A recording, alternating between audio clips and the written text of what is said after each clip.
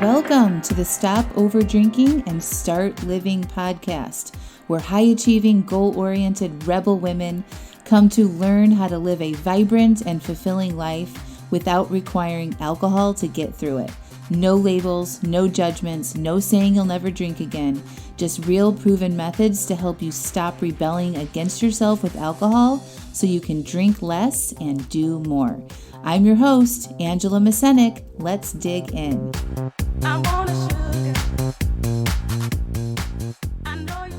Welcome to episode 82, Exploring New Interests.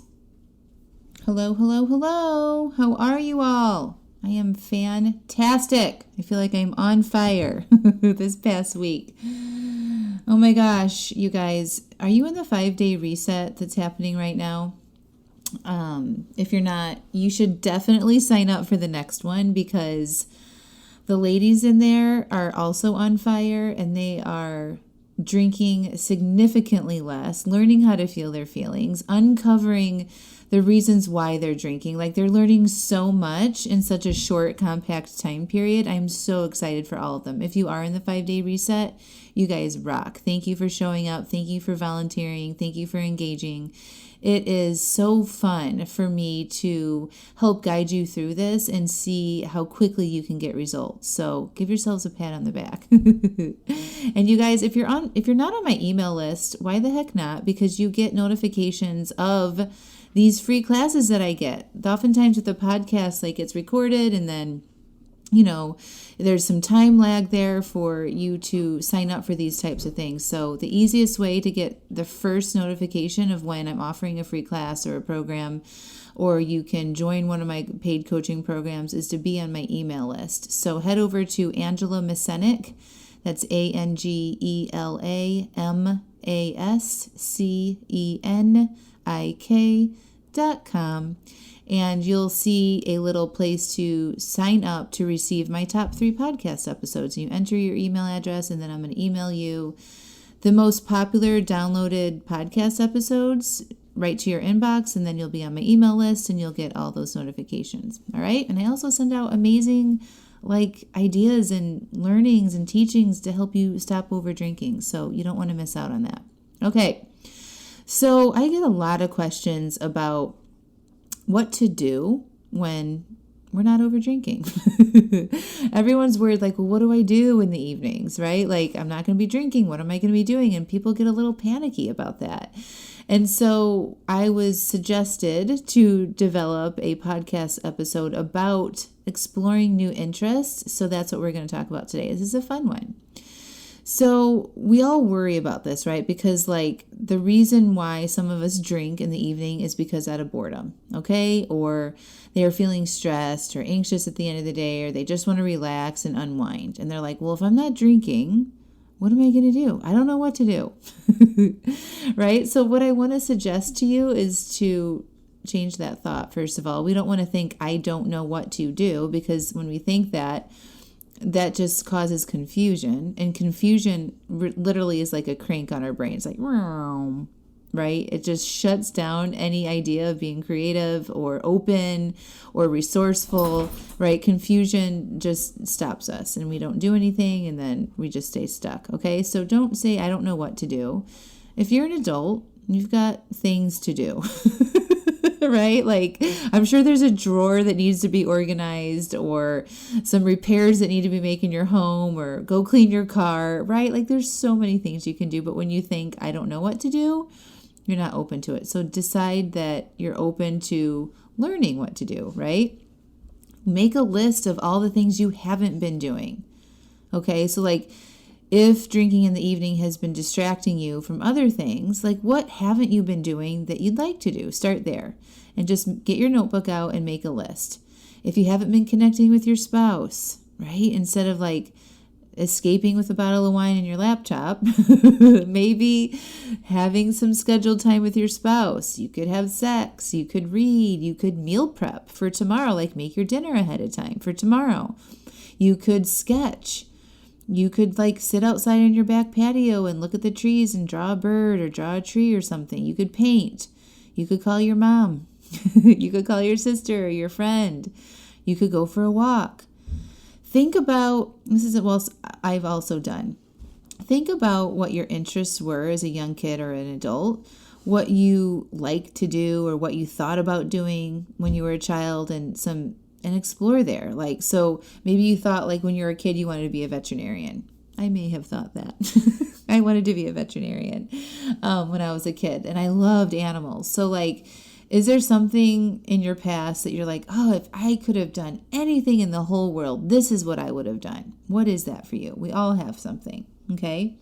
And then write that down. And then if that thing was to work with animals, look up volunteering at an animal shelter or volunteering to rescue at a rescue organization where you could walk dogs, or I've had clients tell me that they shuttle dogs, like rescue dogs. Like, they'll take on a shift of driving a rescue dog from their city to, like, the next city 3 hours away, right? Like, there's so many things, like, in the animal rescue realm that you could, if that's a high interest for you, to check out to occupy your time. Okay, volunteering, all that stuff. If you've ever had dreams of being a rock star as a child, look up some online guitar lessons or voice lessons and sign up and pay somebody to do that.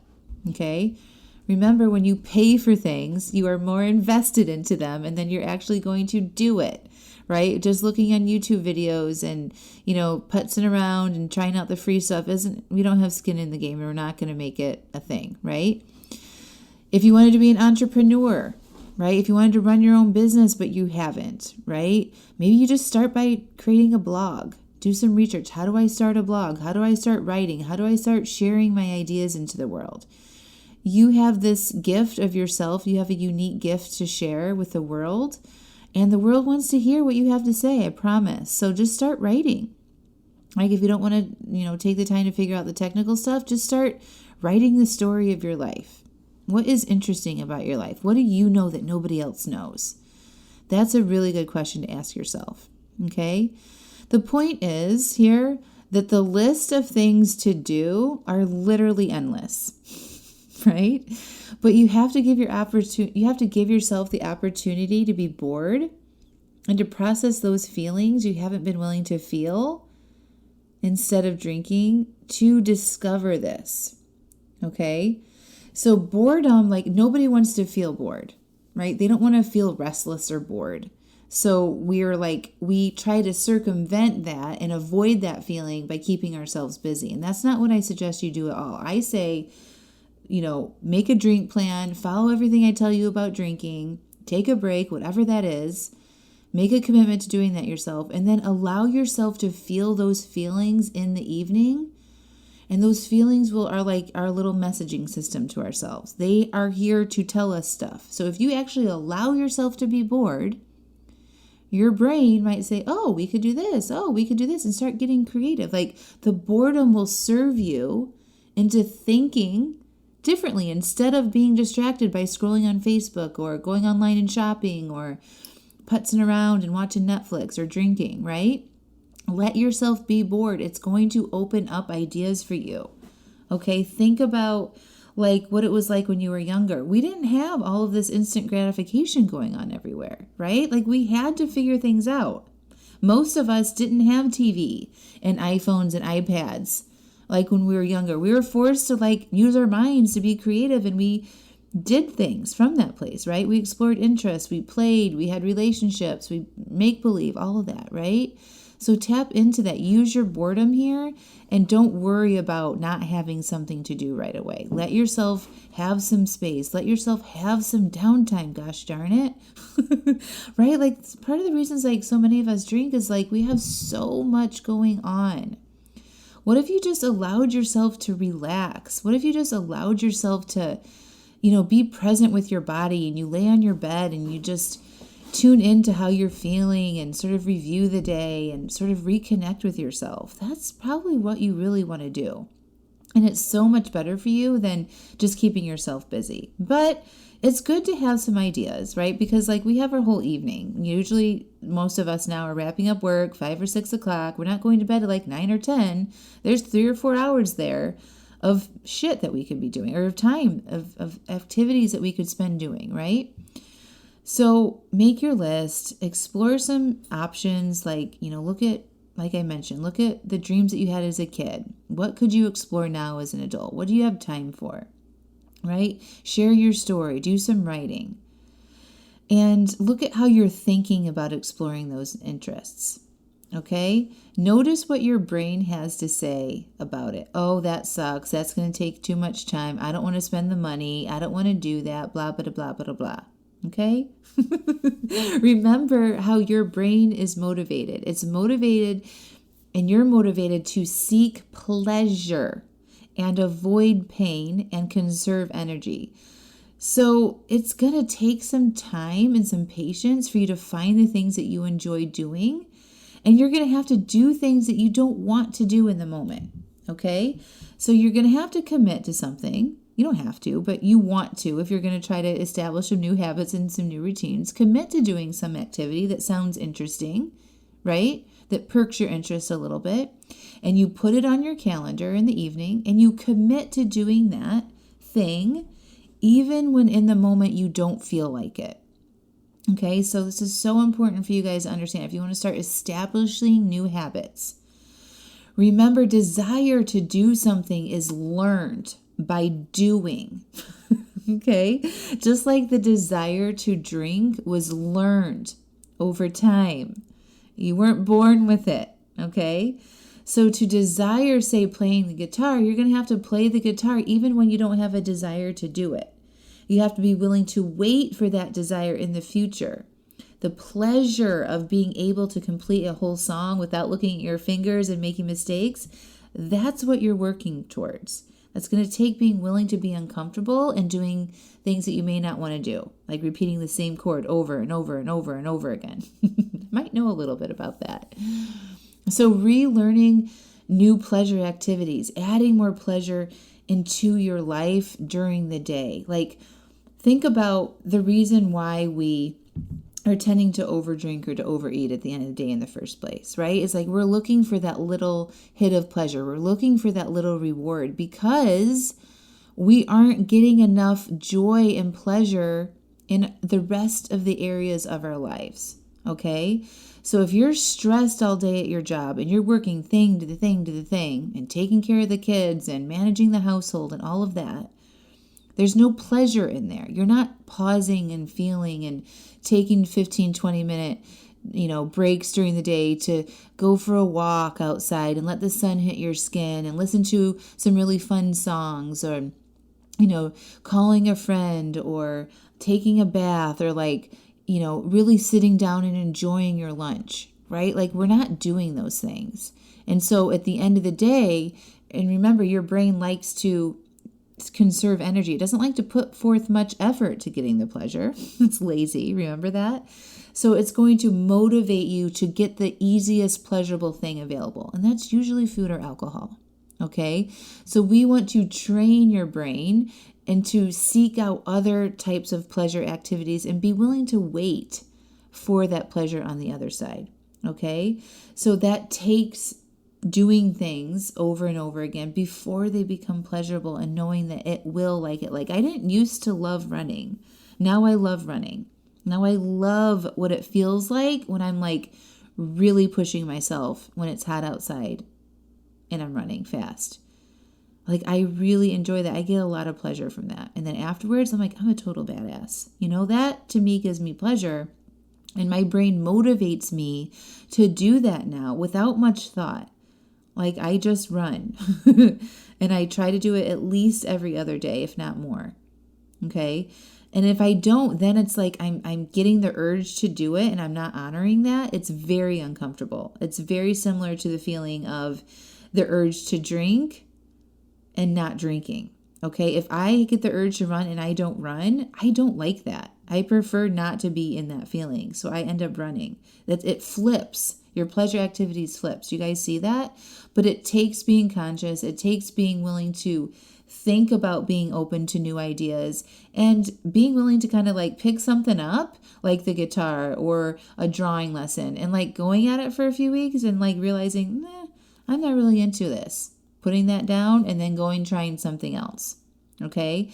So don't worry so much like, oh, if I commit to this, or it's going to be a long-term thing or a long-term hobby. It doesn't have to be, right? You can always change your mind later, but give it a solid amount of time to really see if it's just like you don't enjoy it at all and you're totally not open to it, or if you can get some more experience with it and learn how to do that new skill and then you actually enjoy it. Because if you think about any new skill that you learn how to do, right, at the beginning, it sucks. You don't know how to do it. It's like riding a bike. You have to fall off your bike a million times before you enjoy riding your bike, right? So give yourself enough opportunity there and space and patience to have the willingness to discover if you do like it. Are you guys following me here? It's the same thing with learning how to stop over drinking. You don't know how to do that yet. And while you're doing it, it's super uncomfortable and you don't know if you're doing it right and you have a bunch of failures, but eventually you will do it.